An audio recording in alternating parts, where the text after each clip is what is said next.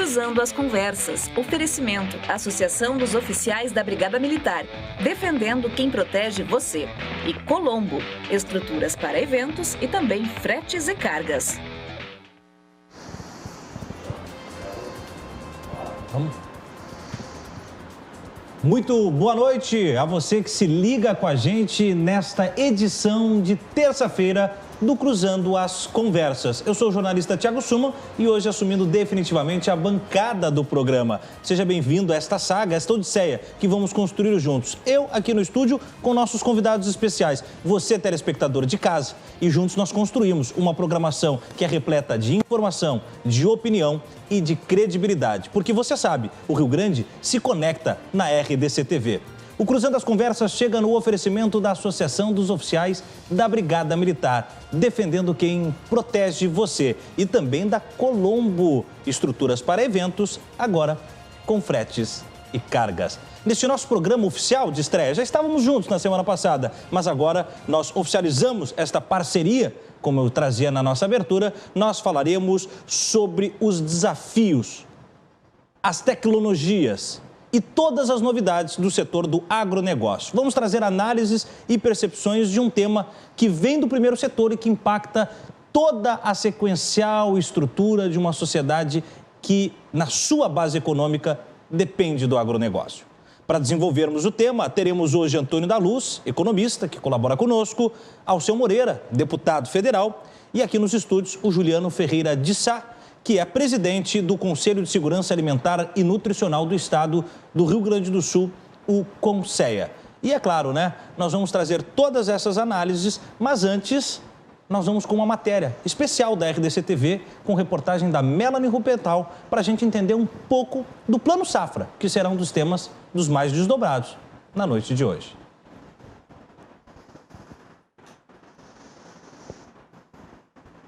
Governo Federal. O Plano Safra disponibiliza fundos de crédito rural e estabelece um conjunto de políticas para auxiliar esses setores a fomentar a sua produção. O programa de apoio inicia em julho do ano lançado e vai até junho do próximo ano. O Plano Safra é a principal política pública do governo federal para apoiar e incentivar a produção primária. São recursos que vão direto para a produção, para a modernização, para a tecnologia e são traduzidos rapidamente em produção, produtividade e desenvolvimento do setor. Apesar disso, mesmo a menos de um mês para sua divulgação, o seu orçamento segue sendo um impasse. Em relação ao Plano Safra, o que se vê, de fato, é esse risco de redução do volume ofertado, porque na medida em que o Plano Safra sempre previu algum grau de subsídio, no sentido de o governo federal equalizar taxas de juros, então isso acaba reduzindo o volume ofertado, é o que tem acontecido nos últimos anos. Além disso, o Congresso Nacional precisa votar temas relativos ao orçamento e que estão pendentes, para que o Ministério da Agricultura possa encaminhar o Plano Safra. O que foi feito em termos orçamentários no Brasil esse ano é digno de ficarmos envergonhados. Só que é mais 1, 2, no máximo 3 anos e nós seremos o país que menos recebe apoio do governo no planeta. Hoje somos o segundo que menos recebe. Não é, portanto, pelo agro, é porque nós estamos em maio e não temos orçamento ainda. Isso é uma vergonha. Até o mês de abril, as contratações chegaram a 190,5 bilhões de reais, com linhas controladas e livres. A cada ano que passa, e esse ano essa ameaça continua, é de que o recurso equalizado para a agricultura familiar, aquele recurso que banca parte do juro para o agricultor familiar, ele acaba em alguns meses depois do lançamento do Plano Safra. E o resto do ano o agricultor não tem esse recurso disponível. Quanto à produção, as projeções para esta safra são positivas. Segundo dados divulgados pela Companhia Nacional de Abastecimento, a produção de grãos no Brasil deve superar o recorde alcançado na safra passada. Esta safra aqui que nós estamos acabando de colher, especialmente de soja, foi extremamente relevante, batemos o recorde. Mais de 20 milhões de toneladas. Então o impacto para a economia gaúcha ele é fantástico, seja só com relação à soja, mais de 100 bilhões de reais jogados na economia. A expectativa da ministra da Agricultura, Pecuária e Abastecimento, Tereza Cristina, são que as prioridades para o próximo Plano Safra continuarão sendo os pequenos e médios produtores rurais. Foi feito um remanejamento e foi colocado mais recursos para atender a pequena agricultura, que mostra todo o seu entusiasmo e seu ânimo em produzir. A expectativa dos agricultores é que o padrão de recursos do Plano Safra da colheita de 2020 a 2021 se repita nesse próximo momento, ou seja, um maior investimento para o pequeno e médio agricultor. Nesse sentido, o governo planeja que este grupo receba um maior aporte público, enquanto os grandes agricultores busquem incentivos do setor privado. Unicamente foi há 10 anos atrás a gente financiou um caminhãozinho, que esse ano estou terminando de pagar, né? Foi pelo Pronaf, e agora o restante a gente fez investimento próprios, né? Assim, com certeza, se tivesse mais investimento, até de custeio, enfim, né? Acho que facilitaria bastante. Por exemplo, a compra de semente aumentou mais de 100%, né? Nos últimos 2 anos. Enquanto que o nosso produto, a hortaliça, se mantém há 5 anos o mesmo valor, né? Mesmo durante a pandemia, o Rio Grande do Sul aumentou a área plantada de grãos em 3,5%. Em 2020, segundo dados da Federação da Agricultura, a Farsul, foram 303 mil hectares a mais, se comparado com a safra passada. Nós temos mais de 293 mil estabelecimentos da agricultura familiar em todo o estado do Rio Grande do Sul. Nós temos a ocupação de 670 mil pessoas produzindo alimentos na agricultura familiar no estado. E também as cadeias produtivas relacionadas à agricultura familiar, aí a gente podia falar proteínas, podíamos falar de milho, podíamos falar de feijão, podíamos falar de hortigranjeiros, de frutas. Essas cadeias, elas são responsáveis por 27% do PIB do nosso estado do Rio Grande do Sul. Então, portanto, a agricultura familiar tem uma participação extremamente importante. Tudo isso enquanto o agricultor luta para se recuperar das condições difíceis do clima. De acordo com a Defesa Civil do Rio Grande do Sul, 122 municípios gaúchos decretaram situação de emergência em razão da estiagem, entre outubro de 2020 e fevereiro de 2021.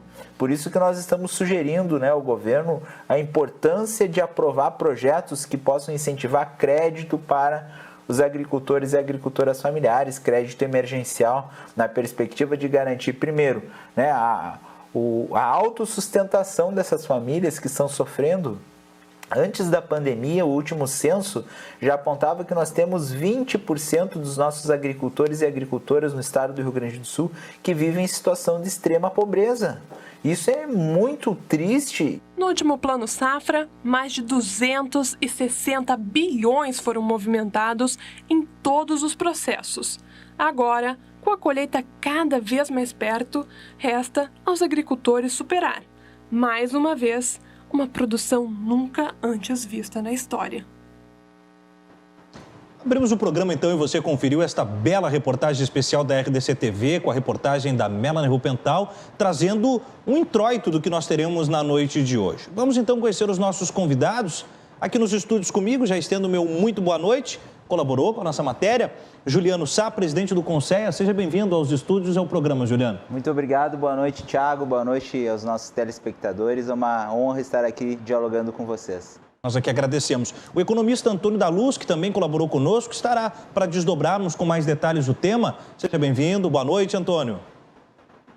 Boa noite, Thiago, boa noite, Juliano, boa noite, deputado Alceu. Prazer estar com vocês nessa noite junto com essa grande audiência da RDC.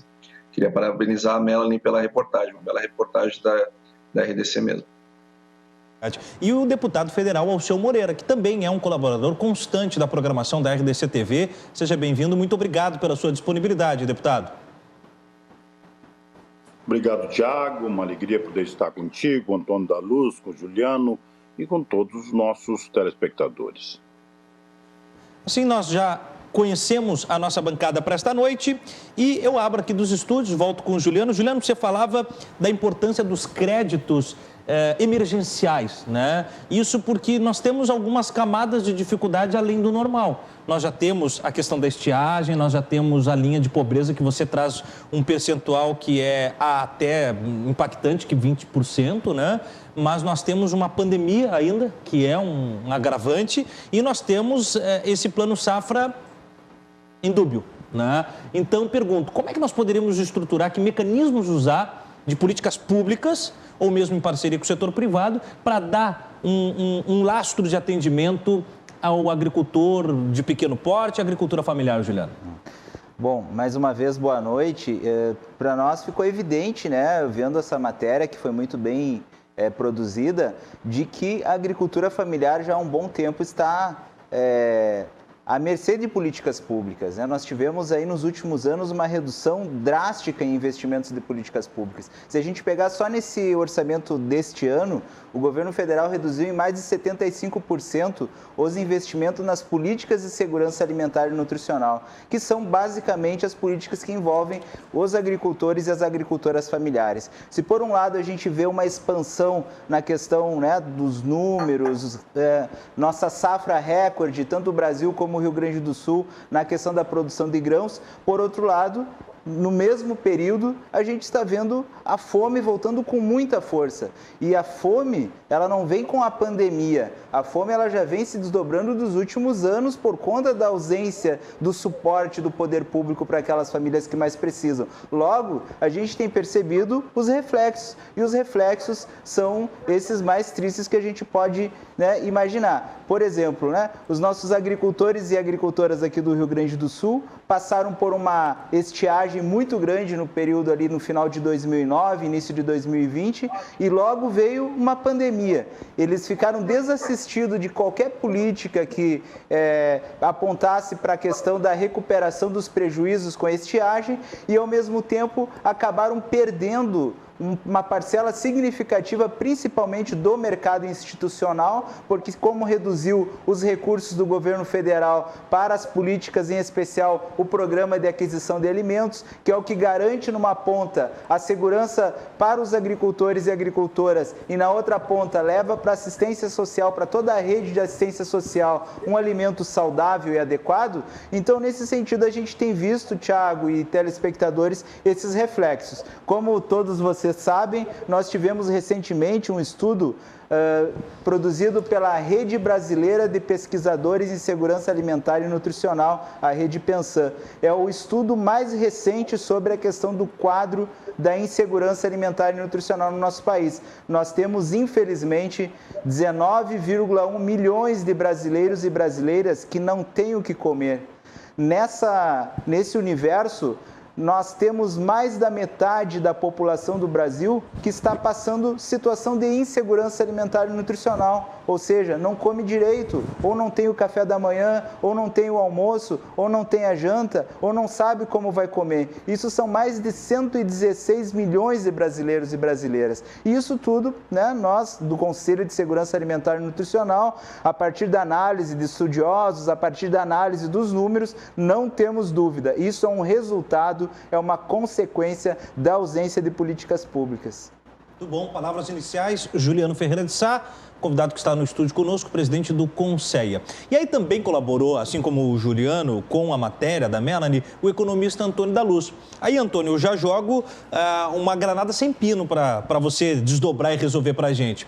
Como fazer a costura de expectativas de recorde de safra, né? Já tínhamos 2020, há toda uma previsão para 2021, mas ao mesmo tempo essa equação que atenda às demandas que desdobra agora o Juliano, do pequeno agricultor, desses índices até de desassistência muitas vezes de política pública, e como o Plano Safra pode daqui um pouco mais se derramar sobre todos esses eixos da agricultura, seja ela familiar ou dos grandes exportadores de grãos, mas como o Plano Safra pode funcionar, haja vista que é maio e ainda não tem um orçamento definido.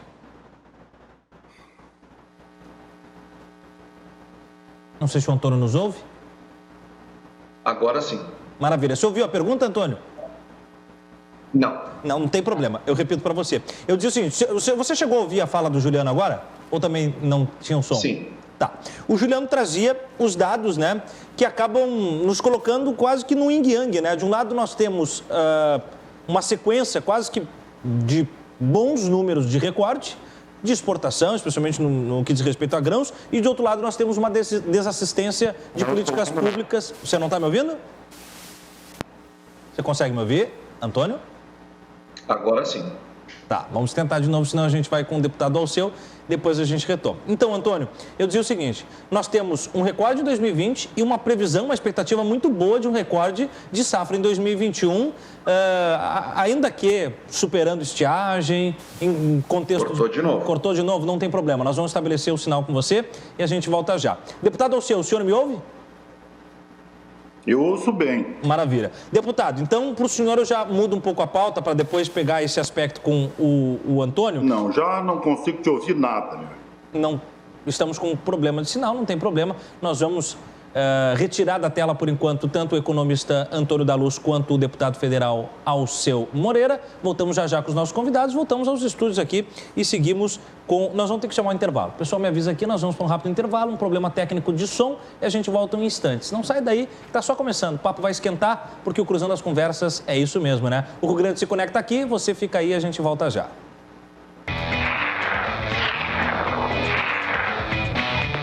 Deu gap no som, hein? Em tempos de pandemia, né? Cara. A gente está...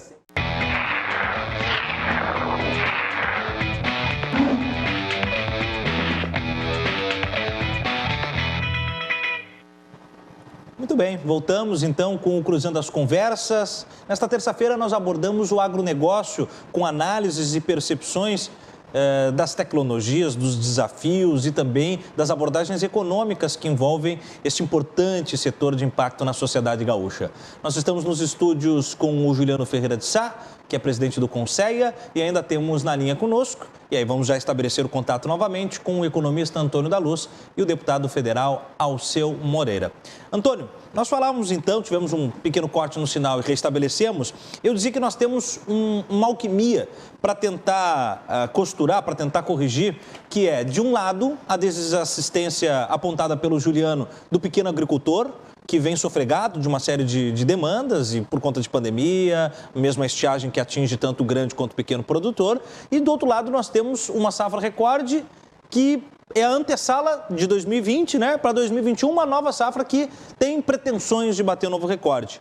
Como fazer com que isso se torne uma equação isonômica, que sirva a todas as abas que envolve o tema, e quanto o Plano Safra tem maturado, quanto que ele já está pronto para servir para correções dessas relações do agronegócio, uma vez que nós estamos já em meados de 20 de maio e não temos a previsão de um orçamento definido para o Plano Safra, Antônio. Agora então, boa noite oficialmente e seja bem-vindo com o sinal restabelecido. Boa noite, Juliana. Agora te ouço bem. Juliana, não, Tiago. Eu ouvi a fala do Juliano e depois, quando veio a tua pergunta, só entendi o início, depois cortou e infelizmente não ouvimos mais nada. Mas, bom, em primeiro lugar, eu acho que não é uma equação difícil de ser calculada. Em primeiro lugar, eu só gostaria de deixar bem claro que todo o alimento que sai do produtor rural, independente se ele é pequeno, médio ou grande, e passa para uma indústria e chega num supermercado, enfim, qualquer varejo, à disposição para o consumidor, ele é seguro, ele é saudável, ele é de verdade, está apto para o consumo e só faz bem para as pessoas. Só há a possibilidade de ter consumos mais elevados de outros produtos, com mais valor agregado, ou com determinados tipos de produção que tem produtividade mais baixa, aquelas camadas mais ricas da população. Então, nós que estamos preocupados com de fato, minimizar a pobreza, e não só do Brasil, a pobreza do mundo, porque a pobreza é um problema global, todos nós queremos produzir cada vez mais. E através dessas safras todas e todas as produções, seja da agricultura familiar ou da agricultura empresarial, porque tudo é agricultura, essas coisas só são divididas no campo ideológico, político e de baixo nível, diga-se de passagem, quando nós olhamos para toda essa agricultura brasileira, que tem essa grande produção, nós trabalhamos para para resolver ou para minimizar cada ano, minimizar um pouco a fome deste planeta, onde tem muitas pessoas que infelizmente estão desabastecidas e passam fome. O Plano Safra, portanto, o tamanho da nossa safra é uma coisa, e Plano Safra e participação de governo é outra. Eu vou começar com a safra, tá? A safra é recorde, é uma safra grande, é uma safra maravilhosa, assim como a estiagem do ano passado foi terrível para o produtor, por causa do produtor. Governos não plantam, é importante deixar isso muito claro. Parece uma obviedade, né? Mas não é. Produtores não plantam. Quem se arrisca a produzir sob o sol ou sobre o excesso de chuvas e eventualmente enfrenta secas e outras vezes tantas problemas de excesso de chuvas são produtores, não são governos, para começo de conversa. O Plano Safra, ele é um instrumento importante, não tenha dúvida, é um instrumento importante, é um instrumento que organiza uma parte do crédito brasileiro, uma parte cada vez menor, diga-se de passagem, do crédito brasileiro. Só para nós termos uma ideia, antigamente nós tínhamos a caderneta de poupança, os depósitos compulsórios e depois as outras linhas de financiamento. Hoje, o maior financiador do agro brasileiro é o mercado de capitais, onde nós temos as LCAs, depois CRAs e CDCAs. Ou seja, operações de mercado de capitais já somam mais do que poupança neste último ano que passou. Medidas outras, como o próprio FIAGRO, que foi muito bem entabulado pela Frente Parlamentar da Agropecuária, na época, que era muito bem presidida pelo deputado Alceu Moreira, é um outro veículo que vem com muita força para trazer muito crédito para o produtor, independente do que ele produz, independente do seu tamanho. E por que alternativas estão sendo cada vez mais buscadas? Porque os governos estão cada vez mais abandonando a agricultura? Não, não é.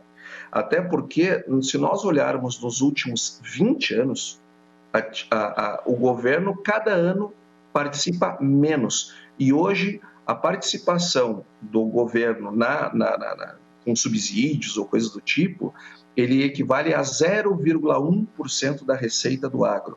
Isso é menos do que Nova Zelândia, isso é menos do que Chile, isso é menos do que outras agropecuárias mundo afora, que muitas vezes são exemplos de baixa participação do Estado, pois a nossa é menos. Só que isso vem nos últimos 20 anos, eu não sei qual é a surpresa que está acontecendo agora. E vou dizer mais, enquanto o governo saía, mais o agro crescia. Então, vamos devagar com o andor que o santo é de barro. Agora, nós temos determinadas produções que precisam de um cuidado maior, sobretudo esta representada pelos pequenos produtores. A questão da agropecuária familiar, ela não é somente econômica, ela também é social. Ela também tem um aspecto que transcende as questões econômicas. E, muito embora ela seja importantíssima e relevante do ponto de vista econômico, ela também tem uma questão social que merece ser respeitada, apoiada e amparada. Por conta disso, os governos, e não este governo, mas os governos, ao longo do tempo, têm priorizado cada vez mais a agricultura familiar em detrimento dos produtores médios e dos produtores grandes, porque isso é uma tendência mundial, isso acontece há muito tempo em países como da Europa, por exemplo, e vai acontecer cada vez mais. E países que têm dificuldades financeiras orçamentárias, como é o caso do Brasil, ele vai ter que fazer escolhas e vai apoiar cada vez mais a agropecuária familiar e a agropecuária empresarial, ela vai ter que buscar no mercado fontes de financiamento, e é isso que tem sido feito e é assim que a nossa agropecuária tem caminhado e o resultado não é ruim, tanto é que estamos colhendo uma safra recorde. Obrigado. A abordagem inicial do economista Antônio da Luz, nosso colaborador. Também conosco, uma das vozes fortes no Congresso, no seio político, no que diz respeito aos interesses do agronegócio. A Frente Parlamentar da Agropecuária recebeu hoje, deputado, o subsecretário de Política Agrícola e Negócios Agroambientais do Ministério da Economia, o Rogério Baueri. Dentre esses elementos da reunião, o senhor saberia nos trazer algumas coisas do quanto isso tem relação a novidades envolvendo o Plano Safra, ou mesmo ainda naquela queda de braço, até mesmo sobre o FIAGRO, né, o Fundo de Investimento do Setor Agropecuário, da cadeia produtiva da agroindústria, porque havia 4 pontos vetados pelo presidente Bolsonaro, né? E aí eu queria que o senhor desdobrasse um pouco mais sobre esses pontos, sobre o quanto isso hoje se estabiliza dentro dos interesses do Congresso e do presidente da República, e qual o produto final dessas duas situações. Agora, oficialmente, boa noite, deputado. Boa noite. Bom, a primeira questão, por respeito a quem está nos vendo e nos ouvindo nesse momento, é não começarmos a fazer um discurso misturando propositadamente uma coisa com a outra para tentar confundir a opinião pública, falando inverdades como se fossem números de instituições absolutamente acreditadas. Até poderão ser. Só que eles estão falando sobre o número de outra coisa. Quer dizer, a agricultura familiar não é 27% do PIB do Rio Grande do Sul. Não é, nunca foi. Tá? Não é que ela não seja muito importante, mas não é esse número. Então, com certeza não. Nós não temos a fome do Brasil pela pandemia aumentada porque nas políticas da agricultura familiar não estão sendo feitas. Muito pelo contrário. No governo anterior, tinha muito, era ministério, né? Mas recurso não, né? Recurso não. Nós agora temos o seguinte problema, nós temos um PLN 4 que vai repor 19 bilhões de reais do orçamento. Se alguém me perguntar, você concorda com isso? Não. Com certeza não. O orçamento deve ser executado pelo Poder Executivo. Não é o parlamento que cabe à execução orçamentária. Portanto, a jogada que foi feita, na minha visão, merece de nós a repulsa, a crítica mais profunda. De qualquer sorte, no ano passado nós tivemos, no Plano Safra, para verbas subsidiadas da agricultura familiar, da pequena e da média propriedade, 12 bilhões de reais. Se só levarmos em consideração o custo de produção elevado de uma safra para outra, teremos que ter 15 bilhões neste ano. E é isso que a Tereza Cristina nos disse hoje, é isso que o Rogério Baueri nos disse hoje. Teremos que buscar dos 19, 15 bilhões de reais terá que ir para a agricultura familiar para equalização de juros e colocar este recurso à disposição dos produtores. Tomara a Deus e a votação que era para ser essa semana, né? E é claro que todos sabem por que motivo esse PLN passa de uma semana para outra, da outra para outra e não é votado, né? Com certeza tem negócio sendo feito com esse processo. E é uma coisa que é deplorável, e por isso merece nossa crítica, com certeza, mas teremos, na minha visão, pela informação que tem, que na terça-feira que vem, votaremos o PLN 4, reporemos, então, 19 bilhões de reais do orçamento de volta, e aí vão ter condição de fazer a recomposição dos 15 bilhões para a agricultura familiar, que é o que compõe o próximo Plano Safra, que nós precisamos ter para a agricultura, com algumas modificações já incluídas. Nós, por exemplo, não deixamos, nesses últimos anos, o médio produtor no limbo, né? Tem recurso subsidiado para o pequeno, para a agricultura familiar, tem recurso com custo muito baixo para o grande produtor e o médio produtor ficava sem absolutamente nada. Nós incluímos os médios produtores nessa faixa de financiamento com juros subsidiados, não tanto quanto a agricultura familiar, mas permitindo que ele também tivesse acesso a financiamento diferenciado. Mais do que isso, incluímos a habitação para a agricultura familiar. A habitação, uma coisa tão importante nesse momento, um programa que deu muito certo. E eu te aconselharia, Gustavo, Tiago, se pudesse, num próximo programa desse, ouvir o nosso Fernando Schwank, ex-prefeito de Rio Pardo, que é o secretário da Agricultura Familiar, porque ele, então, poderia te dar o desdobramento do orçamento e do Plano Safra com riqueza de detalhes, que talvez nós não tenhamos aqui neste momento para te passar esta informação. Certo. Só na sua fala, deputado, só para nós não deixarmos passar, o senhor diz: todos sabemos do porquê esse projeto de lei não é votado e é adiado. Por quê, deputado?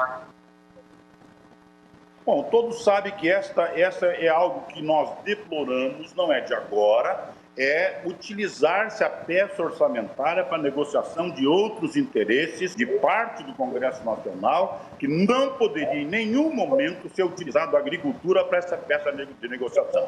Nós somos, desde a Frente Parlamentar com o presidente, sempre fomos críticos, profundamente críticos com relação a isso, e não permitimos, não vamos permitir, isso sim, uma crítica absolutamente frontal, trabalhar a peça orçamentária e utilizá-la como força de pressão para buscar recursos sobre outros interesses que não da agricultura é certamente algo que merece a nossa crítica mais profunda e a nossa repulsa. Muito bem. Voltamos aos estúdios com o presidente do Conselho, Juliano Ferreira de Sá. Juliano, temos bem claro na nossa primeira abordagem posicionamentos que diferem da sua maneira de ver, em consonância o economista Antônio e o deputado Alceu, mas especialmente eu gostaria que você falasse sobre esse dado trazido, 27% do PIB vindo da agricultura familiar. O deputado Alceu diz terminantemente que não é um número real. Você pode falar sobre esse número, Juliano?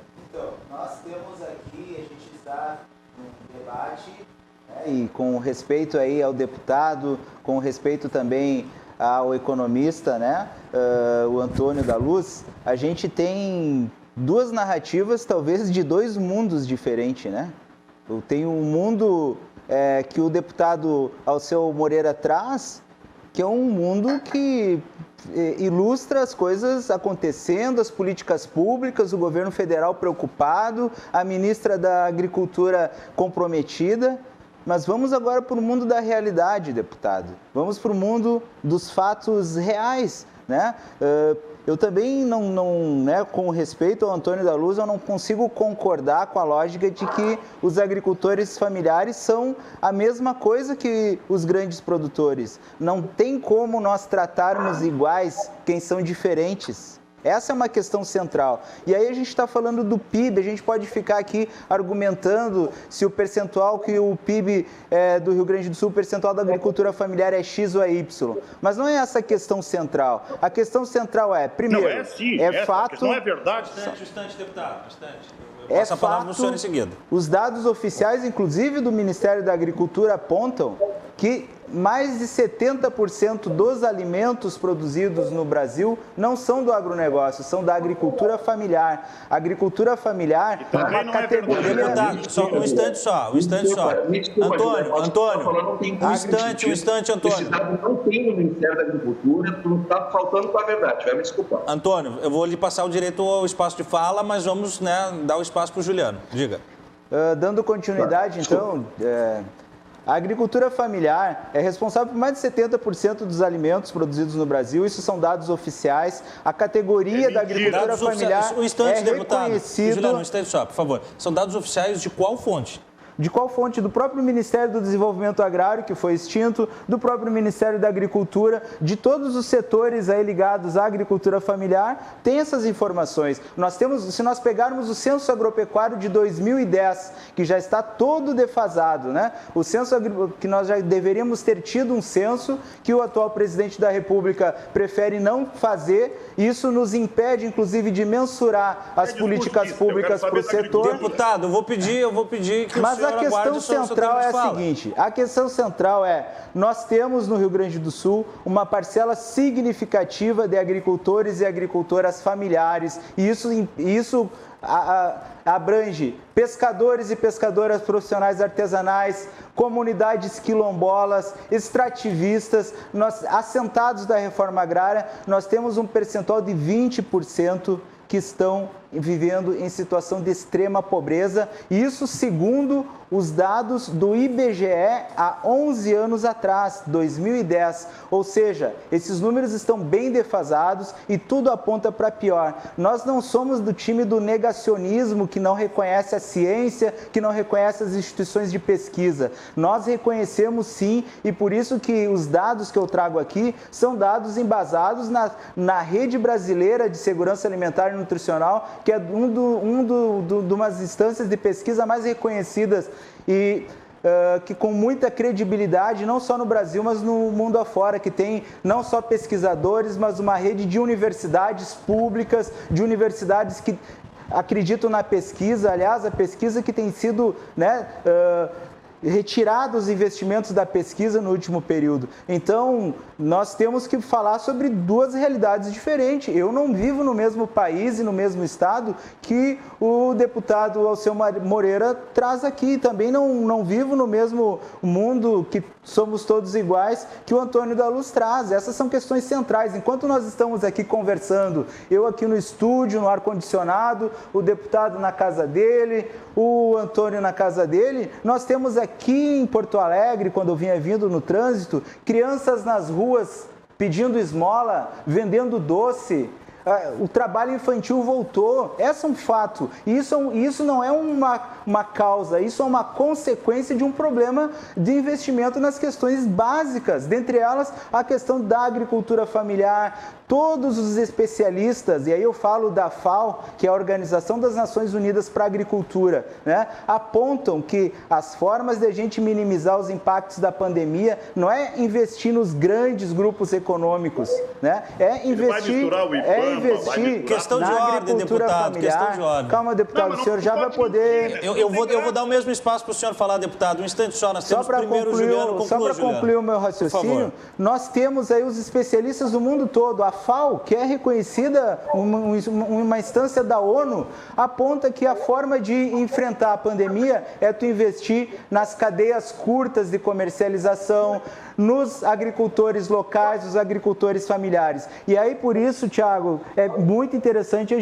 não adianta a gente só apontar, dizer que está errado e não apontar caminho. Por isso que o Conselho do Rio Grande do Sul, hoje nós fizemos uma plenária com todos os conselheiros e conselheiras na modalidade virtual e nós aprovamos uma resolução onde recomenda à Assembleia Legislativa a aprovação do projeto de lei que está tramitando agora, que aponta uma medida de uma criação de um crédito emergencial para os agricultores e agricultoras familiares. Com o valor de 50 milhões de reais, a gente pensa que é uma boa alavanca aí para o setor, na perspectiva da gente já apontar as saídas. Muito bom, Juliano. Muito obrigado. Bom, só antes de passar a palavra, Antônio, pedir que a gente espere, sempre convidado a falar, a gente pode até se manifestar no tom que bem entender, mas só para que a gente consiga ouvir todas as vertentes. Antônio, você imediatamente rechaça os dados trazidos pelo Juliano. Gostaria que você, então... Não, mas eu primeiro quero saber o seguinte, então o programa não é cruzando as conversas. É, deputado, mas se nós falarmos um por cima dos outros, aí nós não cruzamos as conversas. Não é cruzando, cruzando é cruzando. Mas, deputado, nós temos que nos ouvir.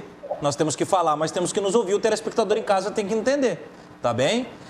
Antônio, vamos lá. Você é frontalmente contra os dados trazidos. Então, imediatamente, eu lhe abro espaço para rechaçar os dados, porque são dados que, segundo o Juliano, traz aqui dados de ministério, de censo, e das duas uma. Ou esses dados não estão lá e o Juliano os traz com inverossimilhança, ou os dados são reais, ainda que você discorde. Gostaria que você falasse. E depois... Você falou que não há diferença entre o pequeno agricultor e o agricultor comercial. Você de fato acredita nisso, Antônio? Bom, eu vou começar com a segunda, Eu acho mais confortável de falar. Eu até não queria falar da primeira parte, mas eu vou falar. Eu acho que não. Acho que todas as pessoas devem ser respeitadas e entendidas como molas importantes para o crescimento e desenvolvimento do país. Todas fazem parte do agronegócio. E essa divisão que se tenta criar é política. E geralmente por pessoas que têm ambições políticas, eleitorais ou de ascensão em determinados... entidades, sei lá. Isso geralmente tem outras associações que nada tem a ver com o interesse genuíno do produtor rural. Aliás, as pessoas deveriam ser mais respeitosas com o produtor rural, não usá-los como massa de manobra, não usarem a pobreza como escada de crescimento e coisa do tipo. Isso é triste, isso é pobre, isso é lamentável ver esse tipo de coisa. Quanto aos dados trazidos, bom, primeiro a gente tem que entender a fonte, né? Porque ora é um ministério, ora é outro ministério, se mistura pobreza com agricultura, crianças nas ruas. Me lembrou inclusive aquele discurso do ex-presidente Lula, que falava que tinha 25 milhões de crianças pedindo esmola na rua, né? E alguém cutucou eles, mas escuta, presidente, isso admitido por ele, né? Ele mesmo conta essa história. Quem tiver curiosidade, olha no YouTube, tá o próprio ex-presidente Lula contando essa história. Alguém disse para ele, estavam na França, olha, presidente, não tem como ter 25 milhões de crianças pedindo, a vida ia ser um inferno. Não tem problema, a gente fala os números e as pessoas, né, enfim, ninguém vai checar. Só que o que o Juliano falou, com todo respeito, me lembrou muito essa estratégia velha, antiga, de se largar números e achar que as pessoas não conhecem os números. Olha, eu não vim aqui fazer apresentação curricular, longe disso, mas eu trabalho com os números da agricultura há 20 anos. Eu sou economista, eu sou mestre em economia, eu sou doutor em economia do desenvolvimento. Eu pesquiso a agricultura há pelo menos 20 anos em nível universitário acadêmico. Então, vamos restaurar as coisas como elas são. Em primeiro lugar, poucas pessoas sabem calcular, de fato, o PIB do agronegócio. Modéstia às favas, eu tenho publicação científica fazendo isso. E este número, eu posso dizer com certeza, está errado. Este número não é verdadeiro. Não tem a mínima chance de ser 27%. Isso só quem não sabe nem o que é PIB para dizer uma coisa dessas. O censo agropecuário não tem nada que ver com o censo que o governo federal, lamentavelmente, tirou o orçamento. Esse é o censo demográfico, não é o censo agropecuário. Uma coisa é uma coisa, outra coisa é outra coisa. O censo agropecuário de 2010, em nenhum momento apresenta esses dados. O Ministério da Agricultura nunca falou de 70%, e só uma pessoa assim, muito, muito ideologizada e com uma cabeça voltada para fins que não os dos interesses dos produtores, para acreditar, né, em sã consciência, e a coragem de ir para um programa de televisão falar dados como esses e ainda citar fontes que não são verdadeiras. Essas fontes jamais apresentaram esses dados, e é muito simples o telespectador saber quem está falando a verdade. Hoje a informação está disponível, basta ir para o Google e procurar. Entrem no site do Ministério da Agricultura e vejam se esses dados batem. Entrem no censo agropecuário, que está disponível no site do IBGE, e chequem se esses números são verdadeiros. Faça você mesmo, telespectador, o exercício. Não confiem em mim, nem no deputado, nem no Juliano, nem no Thiago, nem na RDC TV. Faça você mesmo a averiguação, cheque e veja se esses números têm alguma semelhança com a realidade. Mas eu já vou adiantar para vocês, não tem. Bom, economista Antônio da Luz, no nosso debate, importante o destaque, né, a diferenciação do censo demográfico do censo agropecuário. São duas naturezas de estudo diferentes e que buscam trabalhar dados diferentes, isso tem que ficar claro. O do governo federal que está e vai acabar saindo, inclusive, mas que estava por não sair, é o demográfico. Deputado, agora sim, desculpe interromper o senhor antes, é só para a gente... Só mais uma coisa que eu acho importante, antes de passar para o deputado, para falar de pobreza, né, que eu falei muito da questão dos dados, não falei de pobreza. O Brasil é um país pobre, o Brasil é um país que está empobrecendo, sim. O Brasil teve uma década perdida, a qual, de 2011 para cá, nós decrescemos o nosso PIB a uma taxa de 0,2% ao ano, infelizmente.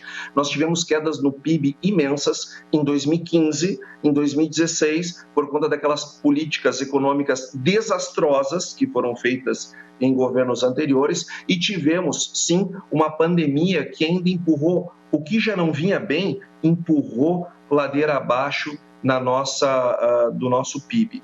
Então, sim, nós estamos aumentando a pobreza no nosso país. Isso é lamentável e deveria servir como um sinal de alerta para que as pessoas estivessem mais voltadas para as questões das reformas. Porque se nós fizermos as mesmas coisas como víamos fazendo, nós vamos chegar sempre aos mesmos resultados. Temos que fazer reformas, a começar pela administrativa. E a reforma administrativa diminuindo o custo do Estado, tirando recursos e orçamentos que são desnecessários, como, por exemplo, de alguns conselhos que só servem para abrigar não políticas públicas, mas interesses políticos. Muito bom. Antônio da Lúcia, economista que colabora no nosso debate. Deputado, deixa só eu pedir desculpa para o senhor, só para a gente ter, pelo menos na abertura ali, para não nos perdermos nos dados, especialmente. Naturalmente, podemos cruzar as conversas, até mesmo se o senhor, de repente, tiver algum dado, pode pedir a fala, mas só para a gente não se perder em dados, porque vocês trazem dados muito importantes e a gente está vendo que os dados não batem de uma fonte e de outra, nós temos que bater. Deputado, antes de fazer a pergunta da segunda rodada, eu vou deixar que o senhor fale, então, o senhor tinha pedido a palavra, o senhor desdobra a respeito da fala do Juliano e depois eu aproveito e emendo mais uma pergunta para o senhor. Não, pessoal, é assim, é que quando a gente vai fazer um discurso, dessa natureza, é importante, no mesmo discurso, eu não misturar os dados do IBAMA, do IBGE. É do IBGE, não, mas é de 11 anos atrás. Moderno, né? Contemporâneo, muito presente. Não, mas de 11 anos atrás. Tem a dó, né? Não, mas eu vinha vindo e na sinaleira tinha gente pedindo. E o que ia aí? A agricultura familiar, onde é que entrou na sinaleira, que eu não entendi. De qual é o dado que tu trouxe? Quer dizer, não dá para vir para um programa desse e trazer para mim, trazer aqui o pensamento ideológico e achar que todo mundo aqui é um bando de otário e eu posso dizer o que eu bem entendo e não tem problema. Não. Tu pode, com certeza, eu tenho o maior respeito pela discordância, desde que a discordância tenha fundamento. Neste caso, nós estamos trabalhando com mentiras. Coisas que não são verdadeiras. Os dados, as fontes não são verdadeiras, os números não são verdadeiros, isso não é bom que fique. Agora, eu vi o Antônio da Luz falar o seguinte, os produtos agrícolas são igualmente saudáveis, independente do tamanho da propriedade em que ele seja produzido. O que foi dito no dia seguinte, no minuto seguinte? Não, o Antônio da Luz diz que todos os produtores são iguais. Não, eles não são iguais. Eles não são iguais. A agricultura familiar, que trabalha normalmente com cadeia curta, ela tem uma possibilidade de trabalhar com produtos que chegam muito mais rapidamente na mesa, ela trabalha com outra lógica, mas ela também produz feijão, ela também produz milho, ela também produz soja, ela também produz leite, ela também produz suíno, também produz agricultura, ela talvez produz. Aliás, é o seguinte, tem uma contradição aqui. A gente fala muito em grandes produtores. E quando se fala em grandes produtores, logo estão pensando num grande pedaço de terra. Olha, o grande produtor de avicultura do Rio Grande do Sul, de repente, não tem mais que 10 hectares. Ele é um pequeno proprietário, mas um grande produtor. Uma coisa não tem nada a ver com a outra. Então, o que a gente está dizendo aqui é só para repor a verdade, estabelecer o que é verdade. Bom, é 70% que chega na mesa do consumidor da agricultura familiar. Não é verdade isso, com certeza não. Mas isso tem algum demérito do pequeno? Não. O pequeno merece o nosso mais profundo respeito, o maior apoio possível. Eu vim de uma família de 7 irmãos de agricultura familiar, não tem nenhum desrespeito. Eu tenho desrespeito é o número que não é verdadeiro. A forma de produzir tem total respeito com relação a isso. Então, o que eu queria deixar claro, Tiago, é o seguinte, olha, se nós queremos fazer um debate, tem coisas aqui que nós concordamos. Por exemplo, utilizar-se do orçamento público para tratar de outros interesses que não seja o financiamento do Plano Safra, com certeza é algo que merece nossa crítica mais profunda. Estamos trabalhando com relação a isso.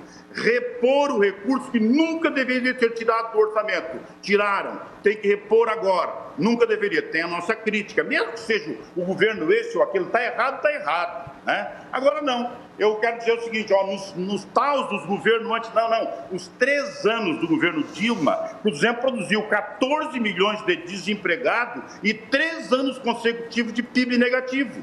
Tá? Será que era tão bom assim? Será que lá não tinha também essa fome toda? É isso que eu estou querendo dizer. Então, eu acho perfeitamente que nós, todos que estamos na agricultura, temos que lutar muito e principalmente com essa questão dos recursos. Agora, o Antônio falou no Fiagro, que nós trabalhamos como nunca para poder trabalhar para ter o Fiagro. Sabe por que nós queremos tanto o Fiagro? Nós queremos que a agricultura seja financiada por fundos como fundos imobiliários, porque o spread bancário, o banco para manusear papel cobra 7% a 8%, tem mais o cartório, tem mais o carimbo, e nós pagamos isso tudo. O agricultor, para ter subsídio de crédito a 2% ao ano, não subsidiamos o crédito, nós subsidiamos o banco, o cardio, tudo isso. Nós queremos o fundo para sair do carimbo, sair do cartório, sair do spread, do manuseio do banco, do projetinho. Nós queremos, na verdade, a burocracia, que nunca plantou e nem colheu nada, que, na verdade, quem mais ganha publicando balanços poupudos à custa do agricultor brasileiro, independente de qualquer tamanho. A nossa agricultura brasileira, o agro brasileiro nesse ano, terá uma produção superior a R$1 trilhão. 1 trilhão. O nosso plano safra, se tiver muito, terá 256, 260 bilhões de financiamento. E, portanto, é 1/4 de todo esse financiamento que nós estamos financiando pelo plano safra. Deste plano safra de 260, 15 bilhões de reais é o que nós queremos para fazer o financiamento da agricultura familiar, equalizar os juros, colocar esse dinheiro a custo baixo, suficiente para que o produtor tenha acesso a esse recurso. É isso que nós estamos falando. Muito bem. Deputado, antes de voltar com o Juliano, eu só tinha uma pergunta para o senhor, que na verdade era um gancho que ficou da primeira pergunta, e como eram muitos tópicos, o senhor abordou uns, esse ficou, e agora o senhor retomou, que é sobre o Fiagro. Existem 4 vetos do presidente Bolsonaro para o avanço do Fiagro. Eu gostaria que o senhor contasse um pouco mais quais são eles e o quanto isso prejudica na necessidade de avançar ou, de repente, conseguir derrubar os vetos. Se tu me permitir, Tiago, eu vou passar a resposta para o Antônio da Luz, que ele vai te dar com detalhes, até por causa da formação jurídica dele. Maravilha. Antônio, pode ser agora? Se você precisa buscar algum dado... Pode ser sim. Maravilha. Só para saber quais os pontos o presidente veta no Fiagro e por quê, e quais o senhor vê, numa análise, assim, em síntese, que são essenciais que sejam retomados, né, que seja derrubado o veto. Bom, eu não vou me apegar aos vetos, vou me apegar à essência do projeto. Se desmontar a essência do projeto, ele deixa de funcionar com o propósito para o qual ele foi criado. O Fiagro, ele é um fundo, ele é um instrumento que permite que pessoas como eu, como tu, como qualquer outra pessoa que tenha um interesse de buscar uma remuneração melhor, possa participar do crescimento do agronegócio, financiando este agronegócio. E sempre lembrando, o agronegócio é composto por agricultores empresariais, médios e familiares. Todos participam do agronegócio. Todo mundo que comercializa, que produz para vender e não para comer, ele participa do agronegócio. Se nós quisermos participar disso, nós precisamos de instrumentos. Hoje, o crédito rural, ele é um filão maravilhoso, que paga um spread muito grande e que ele é um playground de meia dúzia. Se eu quiser participar deste financiamento, eu só tenho uma porta, só tenho um instrumento. Com o Fiagro, não. Eu posso participar de uma série de fundos, que posso entrar com muito dinheiro, com pouco dinheiro, vai depender do fundo, e eu passo a ter a concorrência dos fundos criados para o propósito de financiar a agricultura e que ela é composta por pequenos, médios ou grandes investidores. Então, eu trago a sociedade para financiar e para participar do resultado da agricultura. Então, o Fiagro, ele tem essa característica. Muitos atores dentro do governo federal fizeram determinadas leituras sempre burocráticas e desapegadas da realidade para criar alguns ambientes de veto.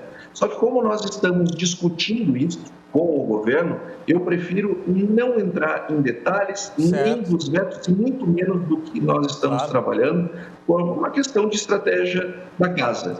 Mas o FIAGRO é uma sacada muito boa, que aproxima a sociedade da agricultura e faz com que esses produtores que produzem para a sociedade também possa ser financiada por esta sociedade de maneira simples, de maneira transparente e, sobretudo, com um custo muito mais baixo.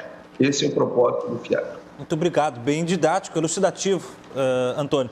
Voltamos no estúdio com o Juliano. Juliano, mais uma vez na abertura você tem o espaço de recuperação da fala e na sequência, se você puder, gostaria que você fizesse uma reflexão sobre 2 dados que eu vou trazer. O primeiro é que nós tivemos no primeiro trimestre de 2021 a maior criação de empregos no agronegócio em 14 anos. E também tivemos agora no mês de abril o Porto de Rio Grande fechando o seu melhor resultado mensal da história.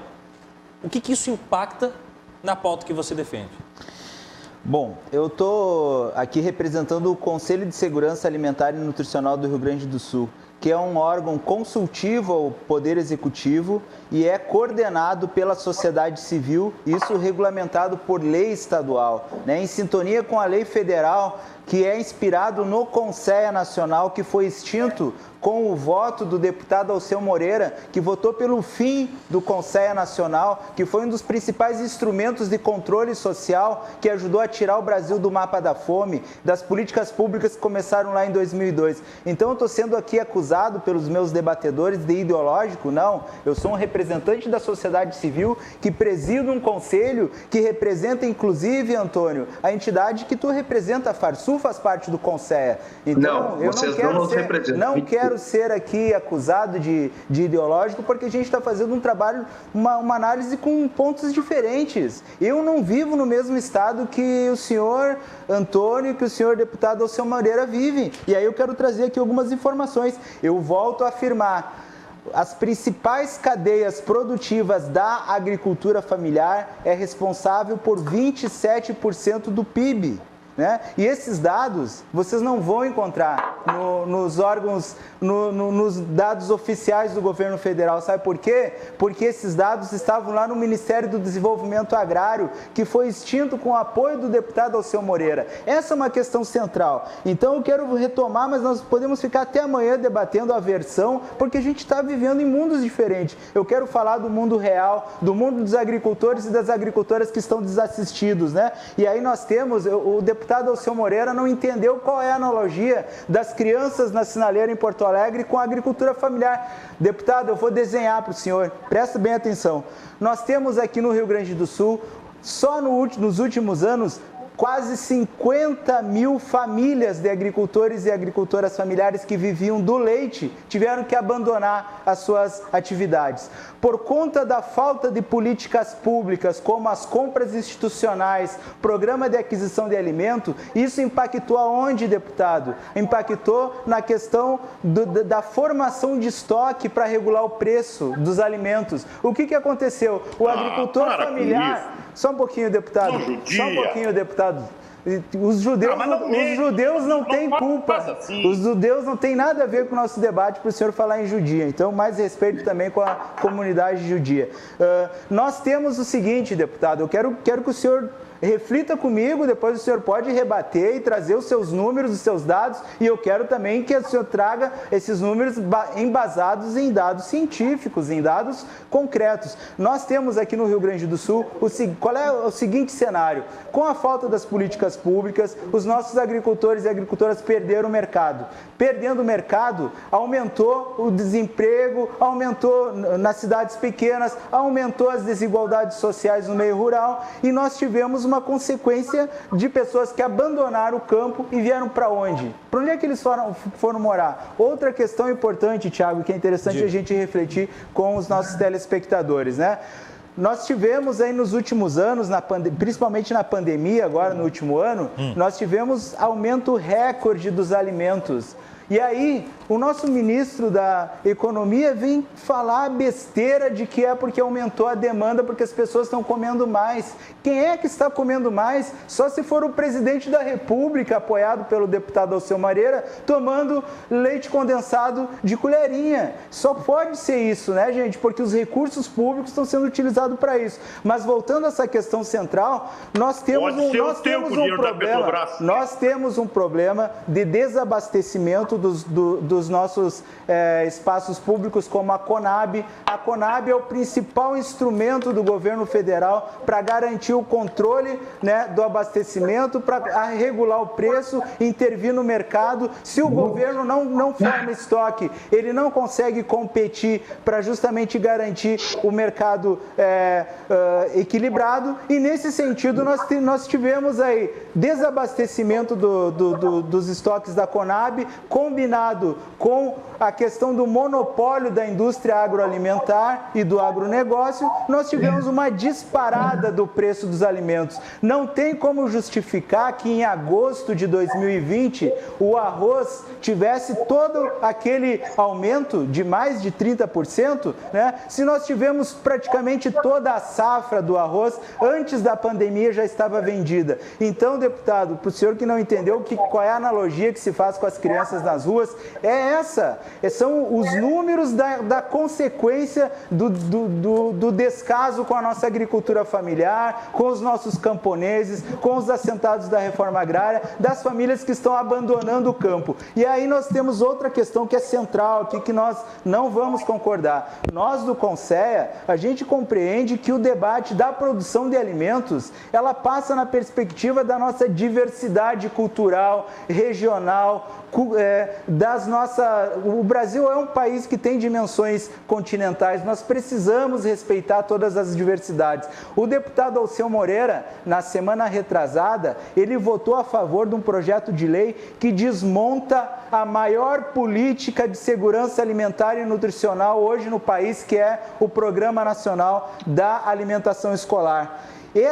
O que a Câmara dos Deputados, eu queria saber, ouvir os argumentos do deputado, o que fez a Câmara dos Deputados atacar o PENAI, que é uma política que está dando certo. Essas são questões centrais para nós. Nós temos dialogando aqui sobre realidades diferentes. Eu respeito os meus debatedores, eu respeito a opinião e, inclusive, querem continuar me acusando, mas a questão central é essa. Nós estamos falando de realidades diferentes. Eu defendo esses dados, esses números que eu trouxe, inclusive gostaria que o deputado falasse mais sobre essa questão da exclusão do Ministério do Desenvolvimento Agrário, que tão bem fez pelo nosso país na perspectiva de tirar o Brasil do mapa da fome e que, lamentavelmente, nós voltamos para o mapa da fome. Nós temos mais de 9% da população em situação de miséria, dados da Rede Pensan. Acredito que o Antônio não vai negar e não vai reconhecer a Rede Pensan, ele que é um pesquisador.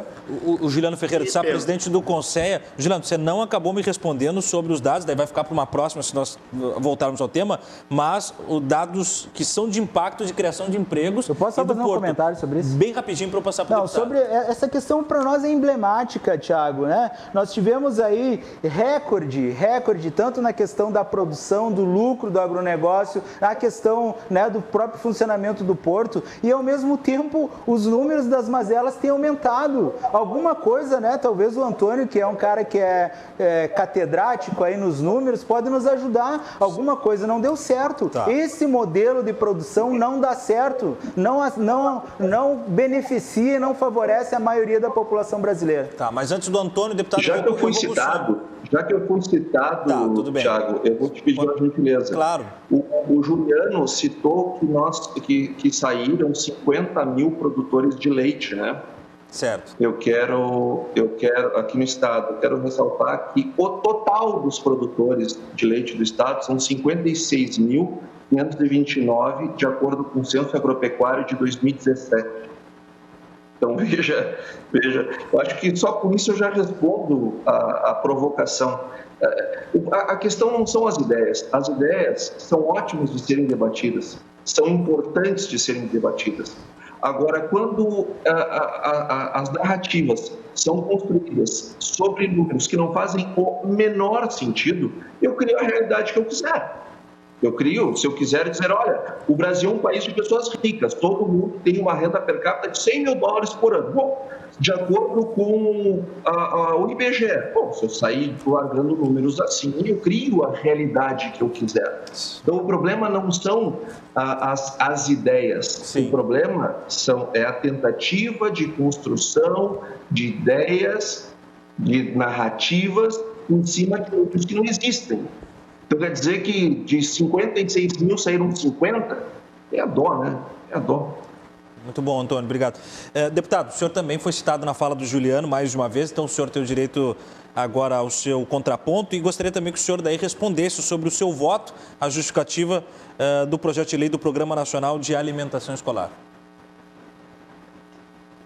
Meu amigo, se eu tiver que responder o Juliano, ele começa conversando com o índice, não sei o quê, no caminho ali em Sinaleira, fala do IBAMA, fala da polícia, não sei de onde. Ele fala de qualquer coisa, ele não tem nexo no que fala, né? É uma bacia de tripa, ninguém sabe onde é que está a ponta, né? Ninguém sabe onde é que está a ponta, o homem fala de qualquer coisa, diz coisa da boca fora, não tem fundamento nenhum. 50 mil produtores de leite, vai estudar, aí vem para cá me dizer que eu tenho que desenhar. Não, para mim tu não precisa desenhar nada. Basta que tu fale a verdade. Mas já que tu está tão convencido que vocês tinham esta maravilha do governo anterior, eu imagino que as pessoas que moram em Porto Alegre, em todos aqueles governos, não tinha ninguém pedindo na sinaleira, não tinha ninguém na rua, não tinha ninguém passando fome em Porto Alegre, não tinha nada, absolutamente nada, era uma maravilha, Eu não sei por que ele não vai morar na Venezuela, que ali é bom, certamente estaria muito bom ali, né?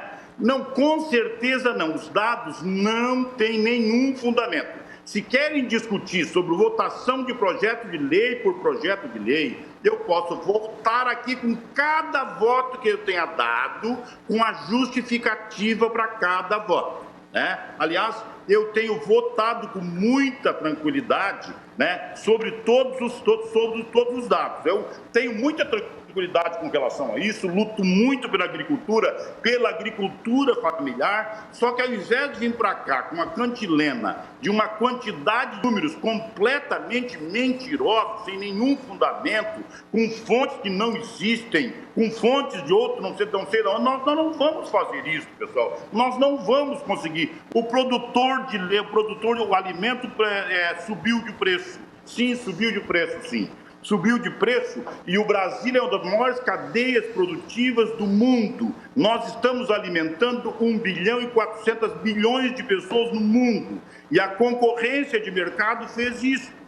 Ou será que era bom mesmo nós continuar com o nosso produtor de arroz gastando R$ 44 para produzir um saco de arroz e vendendo a 38, quebrado? Esse que era o correto. Não, ele agora não, ele está vendendo para o preço que o mercado está pagando. Não, mas a Conab é que fazia toda a mediação do estoque de passagem e regulava preço. Não, a Conab não regula preço dos produtos agrícolas no Brasil há 18 anos. Ela não consegue fazer isso porque o estoque de passagem, o volume dela é infinitamente pequeno. Ela não consegue fazer isso.